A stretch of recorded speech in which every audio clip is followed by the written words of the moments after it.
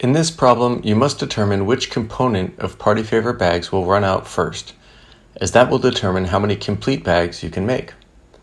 We will set up conversion factors to convert from the initial units that are given in the problem to the number of bags of party favors. Let's go in the same order that the components are listed in, starting with bags. For this one, we don't need to convert anything. We have enough bags to make 100 bags of party favors. So that one is done. Next, we go to pencils. We will convert from dozens of pencils to pencils, and then from pencils to bags of party favors. Start by putting the 12 dozen pencils over 1. The unit you want to cancel always goes on the opposite side of the fraction line, so I put dozen pencils in the denominator of the conversion factor.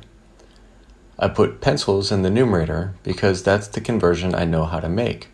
I know there are 12 pencils in each dozen. So the first conversion factor is done. As always, the conversion factors must be equal to 1, and this one does equal 1 because these two quantities are equal. Next, I need to change from the number of pencils to the number of party favor bags. Start by filling in the units of the conversion factor. The number of pencils goes in the denominator to cancel with the numerator from the previous conversion factor, and the number of bags goes in the numerator. Now I can fill in the numbers from the problem, which states that one bag contains 3 pencils.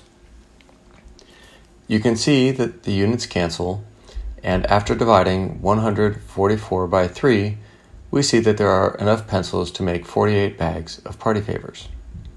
So at this point, we now know that it is not the number of bags that is going to limit us, because we have enough bags for 100 bags of favors, but only enough pencils for 48 bags. Next, we go to the packs of cards. We must start by converting the packs of cards to the number of cards, and then convert the number of cards to the number of party favor bags. We first put the number of packs of cards over 1. Then the conversion factor has packs of cards in the denominator and the number of cards per pack in the numerator.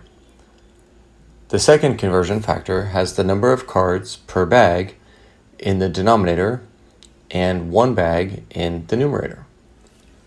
After canceling the units and doing the arithmetic, we see that there are enough cards to make 40 bags of party favors.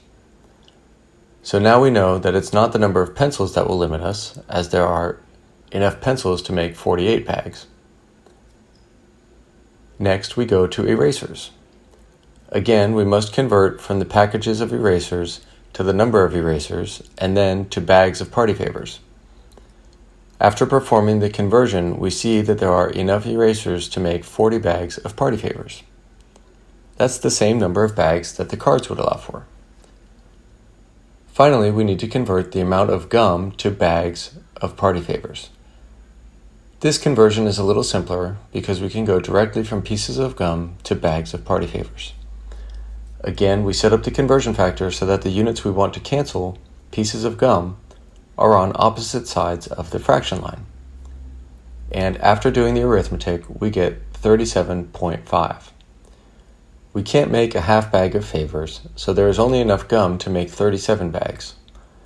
Therefore, we are limited by the amount of gum, and we have enough materials to make 37 bags of favors.